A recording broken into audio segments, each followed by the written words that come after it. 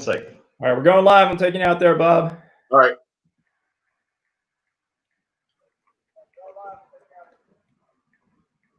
All right, Keith, you with me? Hold on, I'm responding to our number one guest here. Okay. Yes. Are we on? Yeah, we are on. Yep. We are on. Okay. Just a couple minutes late. Good morning, Keith. Sorry, Good folks, morning, about Joel. that little snafu. I literally had to swap out computers because my MacBook Pro all of a sudden slowed down and we were a little glitchy, and I had to do a restart. It actually is restarted now, so hopefully we're in good shape. All right, Keith. Okay. Yeah. Hey, Joe, we got a great show for you today. We got another guest in the studio, in our remote studio. So everybody grab your cup of coffee. Let's see if we got a couple people on already.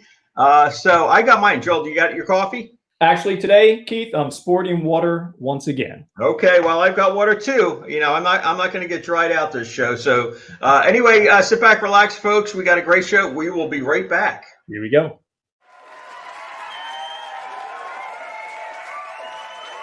From the Somerset Studios in Westchester, Pennsylvania, it's Smack and Jack Live with your co-hosts Keith and Joel Slenderman.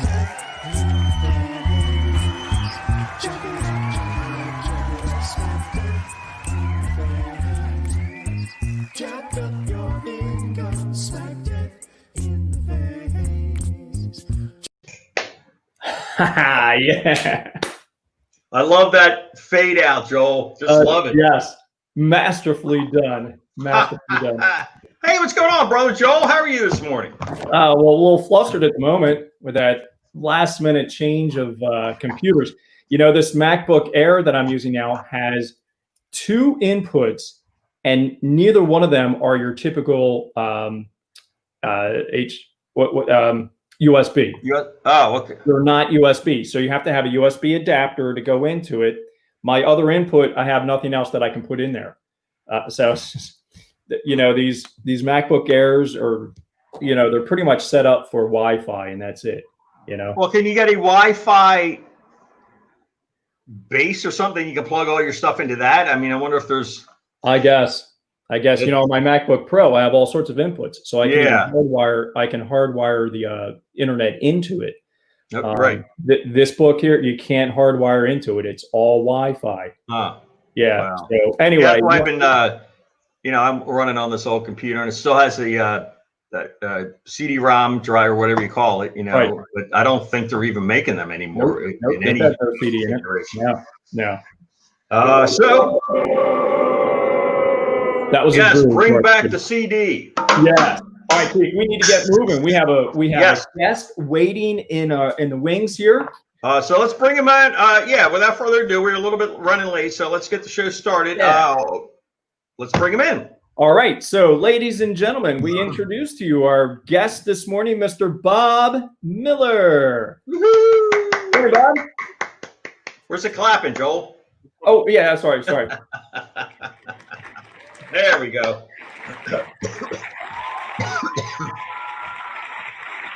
See, Keith normally does the yes. I usually do the sound effects. Yeah, but for, of course, the last 3 months, I've had to do it all myself, and I just don't remember to do those sound effects. So, Bob, how are you? I'm doing well. How are you? Fantastic. Good. Thanks Welcome for being to the on today. So, Bob, let me just run down a little bit here, and then I'm going to give you the floor, and we'll let you go over everything that we were kind of discussing the other night, because it was very fascinating. So, you've been you teach in the school district of Philadelphia. You're currently at Overbrook High School. You're a phys ed teacher, athletic director now, currently athletic director, but you've been there in Philadelphia teaching either public schools or a little bit of non-public for 37 years. Yeah. Yep. Wow. Okay, so I'm going to let you take it from there, Bob. We'll Keith and I are interject as we go here, but just let us know, you know, the dynamics of teaching really in an inner city school district. How many schools are in that district, what you go through and see on a day-to-day basis, and all that good stuff. So all yours, Mr. Bob. All right. I basically started in Philadelphia in 1983. I came right from college, and I worked in an alternative high school for school phobics, repeated failures, and truancies. I left that. I left the charter or the private school, and I went into the Philadelphia public school system and taught at the middle school level for a number of years. And then I left and went back. The charter school movement had started, and that school that I was at became a charter school. So I went back there, started their athletic programs. I left the charter schools because it wasn't my cup of tea, and I went back into the Philadelphia public school system, and I've been there since. I've taught. I think I've taught at every level. In the I taught some elementary when I was at the charter school, and my passion is at the high school level. I love the high school level. I'm currently the golf coach, the wrestling coach. I've coached probably 8 different sports in my coaching career in Philadelphia. I'm the athletic director of Overbrook High School, as well as the health and phys ed teacher. And so basically that's my that's where I am with that. We have currently, we asked about the schools. We have 53 public schools. The schools are divided basically into 3 categories. So one is the academic schools, which would be your central high school, your girls' high school, your Masterman's. Then there's another group of schools that we call our select schools. In Philadelphia, we have arts academies, we have music academies, we have Kappa, GAMP. We also have an agricultural school that's basically a diamond in the rough up in northwest part of Philadelphia. Wow. They do everything from farm animals to horticultural. I mean, we used to go up there and get our the Mother's Day flowers. I used to live in Montgomery County, and I would drive up and I'd buy eggs or whatever we needed. We would buy them from the little store that they had there. So WB Saul's our agricultural school. Most people don't even realize there is one in Philadelphia. And then those are your top 2, and then you have your neighborhood schools. The neighborhood schools are the older schools that were basically the schools. Like Overbrook had like 3,000 people in it at one time. We're under 1,000 now because I think with opening all these little select schools and stuff like that, it takes the population down. And then of course we have the charter school movement, and that just offered the students another opportunity to teach somewhere or go to somewhere else. And so that took our numbers down a little bit. Oh, very interesting. Very interesting. Okay. Yeah, that's all right. So talk about how do students go to different schools? What's that process? Where do they go? In early October, there'll be for the 8th graders that are that have just started. There's a fair down, and it's usually down at the downtown. Sometimes it's been at the Leocora Center. It's somewhere there. They usually have a location. And then what they do is the kids go through, and every school, whether it's a charter school, an academic school, the select schools, they all have tables, and the kids just go up and down the aisles and look at the schools, and it's basically an opportunity for the schools to sell their programs. I think that then they go through the schools, they have to fill out a form, and for the select schools and for the academic schools, they have to meet the criteria. So if they don't meet the criteria for Masterman, if they don't meet the criteria for Girls High or Central, then they can go to the select schools. We have a select school right in our neighborhood. Kids have to do a project. They apply. They have to do a project. They go in, present their project, and they have a panel, and the panel decides if that student meets their criteria to be accepted in their school. If they don't get selected into one of the select schools, then they basically go to their neighborhood school. Then like I said, the other alternative is that they could go to a charter school. I've been teaching. I've taught at the neighborhood schools. I was at Alton Reed in South Philadelphia for a while. I went to a select school at Parkway Northwest, which was up in the Germantown area.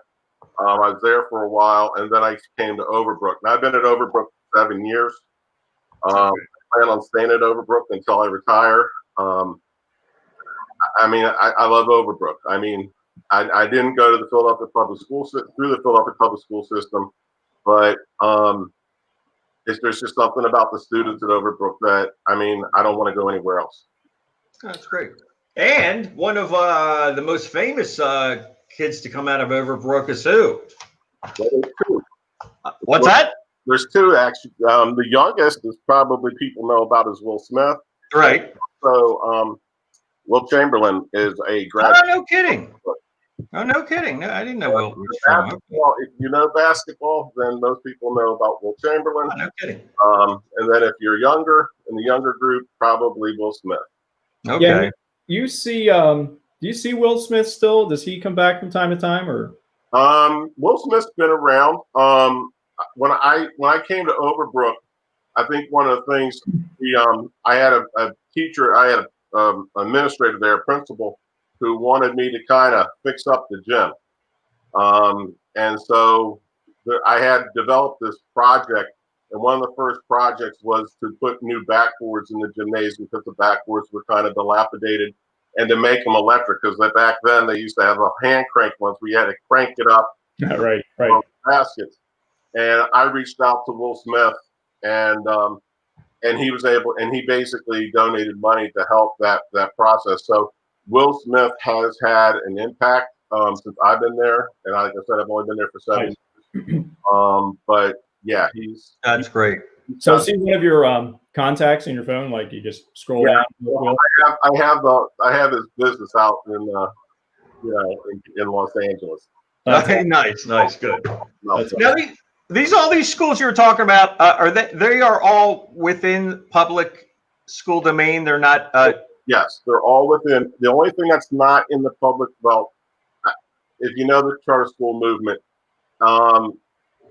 every school, whether academics, select, or neighborhood school, is run by the school district of Philadelphia. Okay, so it doesn't matter. You just have to be smart to get into some of these. You don't have to have money or. No. Okay. They're not. It's not that way. They're all Philadelphia public schools. They just have different criteria in order to get into those schools.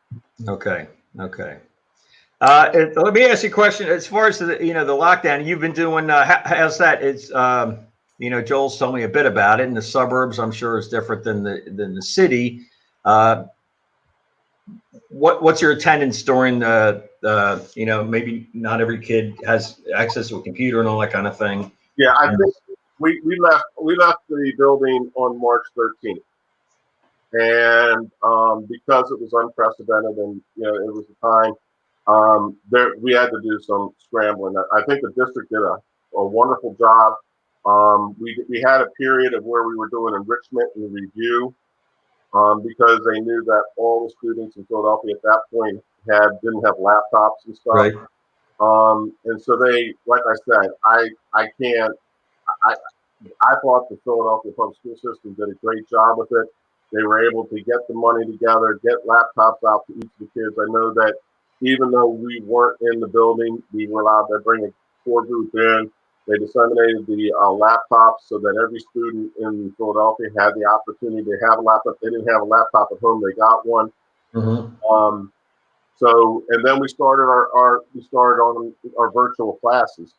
For me, as a health and phys ed teacher, I was able to. It was a little bit of an easier transition. Phys ed was a little tougher.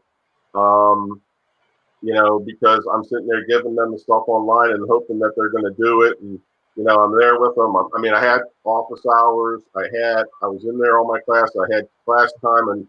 But it's a lot different to do it on a laptop than it is to do it on a gymnasium floor. Right. Yes.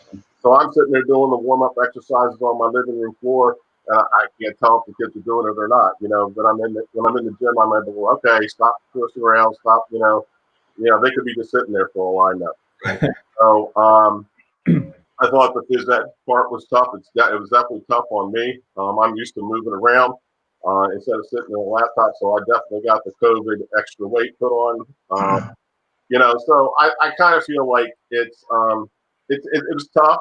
I thought we did the best we could. I thought the Philadelphia, I think our school did a wonderful job. We have a new principal this year. She came in what a way to end your first year. Yeah, right.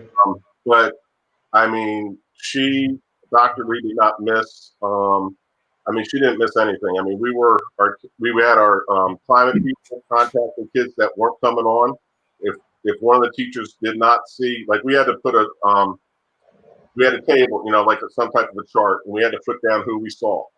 And so if none of the teachers put in that they saw so and so, then we were sitting there. They were calling and finding out what the kids were doing. Okay. So, and we have a wonderful counselor. We have two counselors basically in the building, and they did. I mean, they were in contact with kids. Unfortunately, we did have a loss of life. We had a young student who died during all this, and we'd have the bereavement people in, but they didn't miss. I mean, they were right on board. They had it all online. I mean, anybody who had issues or whatever. Mm-hmm. So it was a tough end of the year for us at Overbrook. But I have to say that I don't think our school or our school district could have done anything differently than what they did. Good, very good, very good. And so, tell us again how the grading ended up. I know we talked about district to district. Sure. Things were like my district was different than what Rose Tree Media did, where the girls are. It was different a little bit from where Westchester is. How did Philadelphia handle the grading of the last marking period? What they did is because it was that transition where we didn't have laptops, their kids, we didn't know who had laptops, who didn't have laptops. The district decided to basically, we had first quarter and second quarter, which is the first semester grade. And then they decided that we would just go to a second semester grade. So usually it's the first and second quarter average together give you a first semester average, and the third and fourth give you the second semester average. But what we did is we just took the third quarter, made it the entire second semester, and then averaged the two grades. And that's how they determine the grades. So it gave the kids an opportunity because, like I said, we had a few weeks left in the marking period. And being out, the kids didn't have an opportunity to get the grades up. If they did, if they wanted to. So I think that was the decision for the district. The district made that decision. We didn't. Sure. And there's probably for each district, there's a little bit of, well, was that the best thing to do? Should we have done it a little bit differently? And then this last few months, I think for every school district, parent and child, that it was a learning experience. So if we have to stay in this particular setup in the fall, at least we have a little groundwork as to, what worked really well and how to move forward. Yeah, I think our district did a great job. I mean, every student, like I know I can talk about health and phys ed. Our health and phys ed office downtown, they had a core group of people who created lesson plans and stuff for us. Right. And so now we could always accent it. Like I have this program, and so I could do what the district sent out and said, and I attached it, and did all the virtual stuff. But then I could also add additional, things like if I wanted to do some type of an aerobic exercise program or something that I found. So I was able to do stuff like that. So I think that it was tough. I'm not gonna lie, but I think our kids could benefit from it if they wanted to. I think it was tough for my older kids. I mean, we have kids that work, and had other responsibilities. I mean, and that's a huge thing. I think the toughest thing in Philadelphia for me is that, like, I have a first period class, and those students are coming into my class during the regular year, and they're coming in late or whatever. But it's tough because they're taking their little brothers and sisters to school. So it's I think that it's a different mentality as a teacher. I think that you have to kind of know each of the, each student individually. Right. Going through. If a kid's just coming in late because they want to sleep in, that's one thing. But it's hard to penalize a kid when they have to take their little brothers and sisters to school and they can look at them at a certain time. So yeah. Just a different. Some people, kids live different in different parts of the world. So yeah. So I'm sorry. I'm trying to. This computer restarted. I'm looking for the facts that I wanted to bring up. So, in the school district of Philadelphia, there's 202,767 students. So, 202,000 students, and that number probably changes every day of the year with students coming in, going out. But that was the last count. There are 342 schools, including all. Is that the number you had, Bob? That's elementary. That's elementary and middle schools and high schools. So if you look in Philadelphia itself, we have 53 high schools. I don't believe that number includes the charter schools. Okay. Yeah. Begs the question: where does the city get that much money to pay all those everything? The buildings, the teachers, Well, I actually have that here for you too. Okay. Wow. I'll read these numbers and you chime in here. So as you can imagine, a district like this is just, Keith, we went to Pencrest, right? There was one high school, right? Right. I think one middle school. 300 in our graduating class, 1981. Yeah. So the funding that I see here is local is 1.36 billion. State is 1.57 billion, and federal is 17 million. Okay, so that's where those numbers come from. Bob, you want to comment on that at all? Well, yeah, and when you take that money, please remember that the money that's given by the state, that money comes into Philadelphia, but because of the charter school movement gets their money from the public school system. Right. So that means that every month the money comes in to Philadelphia, and then there's somebody in Philadelphia's central office who's writing checks to each of those charter schools. So all that money is actually not going into the Philadelphia public schools. It actually has to get disseminated based on the population. Right. Each is worth a certain amount of money, and so the charter schools, they need to get their part of the pocket, and then basically the school district of Philadelphia runs the school district based on what's left. Yeah, and I think the charter school issue, well, one of the issues has always been that the money goes there, but the accountability, and so now maybe that's changed. I haven't really kept up on all that, but that's been one of the issues as far as school funding and so forth. Right. Now, and like I said, I taught at a charter school, and so there's pluses and minuses in all of them. Sure. I think that the Philadelphia Public League, which is our athletic league, we are basically the public schools and the charter schools. The Catholic schools have the Philadelphia Catholic League. So, and I represent the Philadelphia Public League through PSATA, which is the Pennsylvania State Athletic Directors Association. So I represent all the schools. So, the only thing that I just want to explain was how the charter schools do get their money from the state, from the federal, through the Philadelphia School District of Philadelphia. But it's like I said. There's pluses and minuses in all of them, and I think that Philadelphia has to go through those growing pains also. Their accountability. How do you hold schools accountable? How do you're holding the public schools accountable? Are we holding the charter schools and so forth like that? And I know that they've been doing a good job with that. Things. All right, Bob. Very good. Very enlightening. Yeah, we only have a few minutes left. Again, I apologize for getting started late here, but I did want to ask, what are the dynamics like in the school where you teach? Like what are things like when you go to school and start your day? Well, I mean, it's the dynamics. I mean, we're dealing with kids who, like, we're the most diversified school district in the state of Pennsylvania. We are the largest school district inside. And when I say diversified, I'm talking about ethnicity, I'm talking about race, I'm talking about socioeconomic.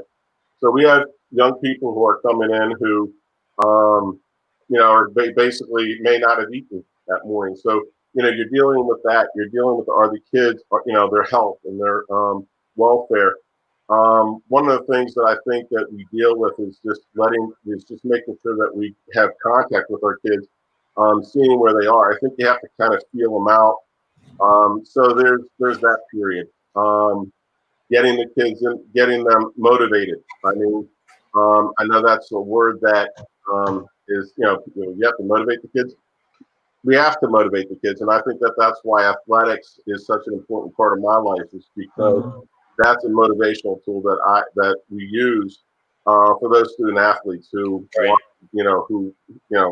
be a student before you can be the athlete. So I think that that's some of the stuff. But I would say the most important thing, when we say it at the end of the day when we make our announcements, is that to remind the students that they're loved. You're loved at Overbrook, and it's said every day at the end of the day before the kids leave. And I think we just have to we do that when they come in too. We talk to them, just to let them know that they're loved. They might not have the love or something that they at home. They might not be getting all the attention they deserve. Yeah. So we want our students to know that from the time they walk in our doors until they walk out our doors, that they're loved, and that there are people there who care about them. So if a student is having issues, we don't want to find out 4 hours into the school day. Right. Good point. We hope we can develop a rapport with our kids that they can say, Mr. Miller, I need to go talk to the guidance counselor, or I need to go talk to the people.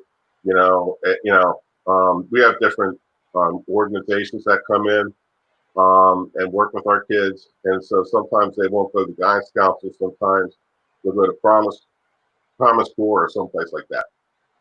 That's great. Yeah. You were saying some kids don't come to school without having eaten. Now, is there I don't know what to call it, a social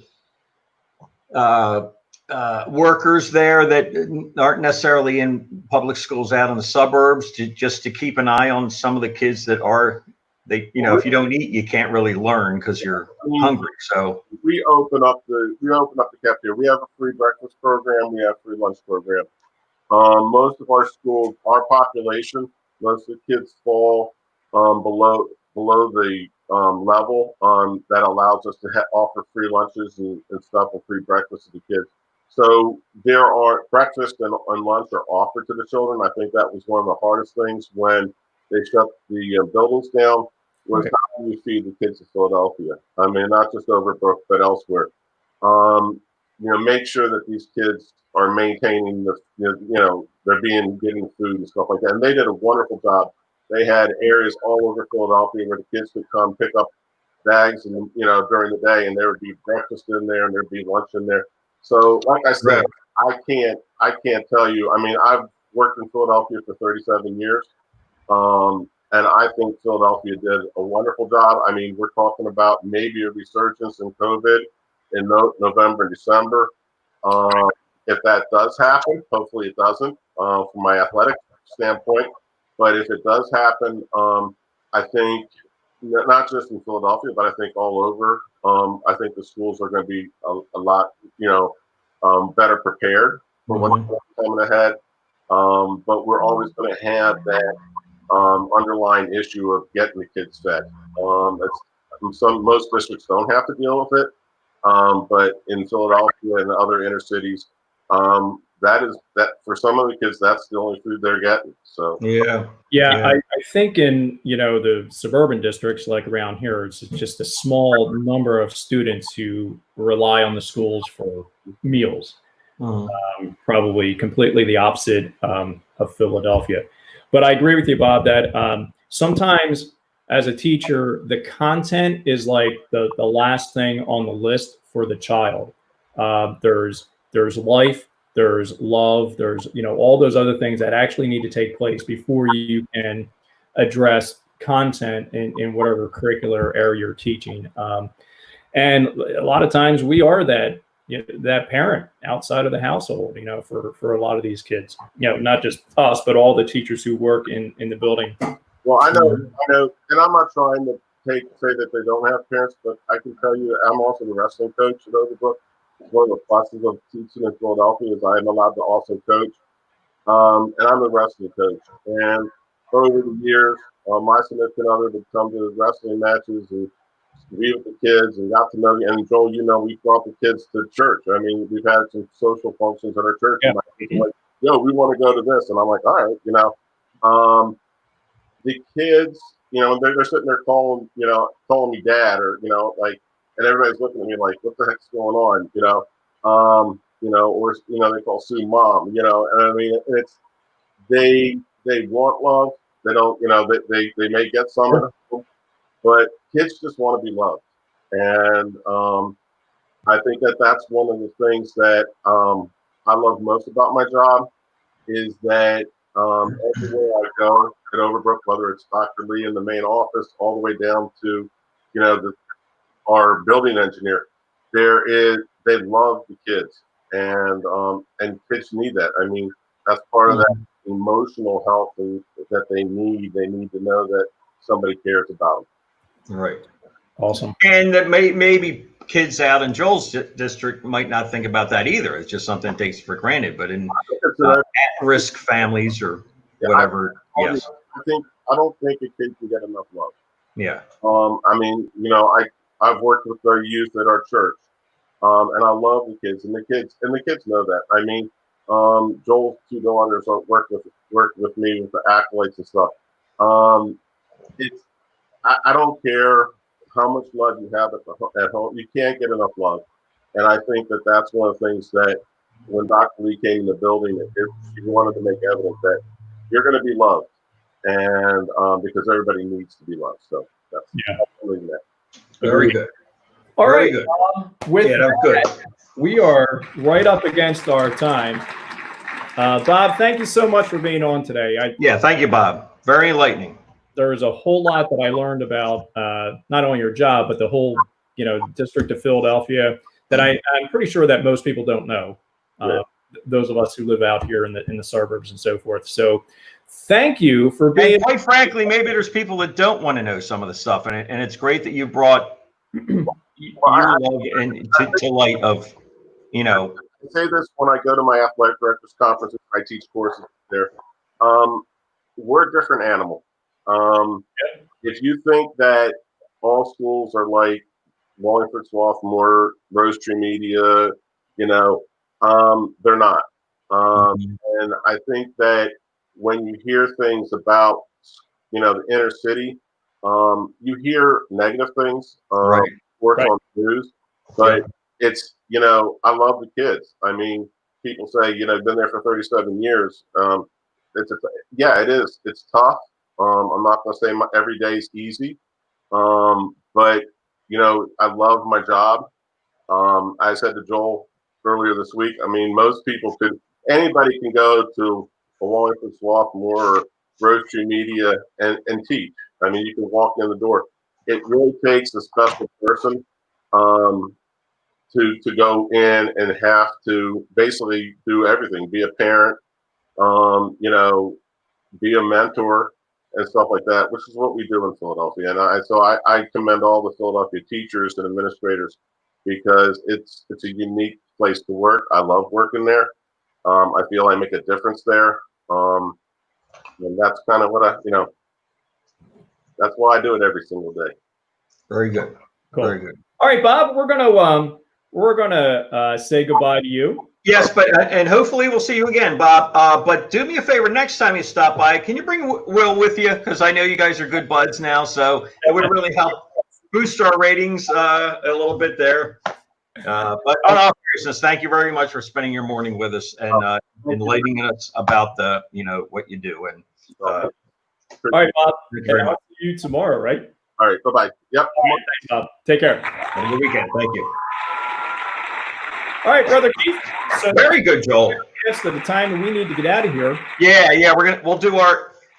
We'll hold off our jokes and any trivia that we had. Although I don't think we had any trivia.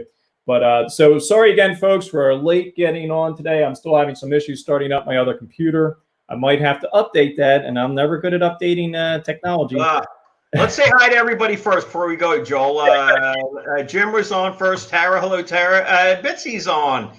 Jim, Kevin, Joey. Hey, Joe, what's up? Myron, Barbara's on. She had to leave. Cindy's on, and I think that's all. And Linda, of course, Linda, Brad, and I think they had a bunch of other people watching at the same time. So we usually hop in and say hi as we go. But we were. It was a very good conversation, Joel. So thanks to Bob for being on today. Yes. So we're going to be around next week, I believe. Next week we will be on. Whether we have a guest or not, I'm not sure yet. Okay. But if not, it'll be you and me, brother.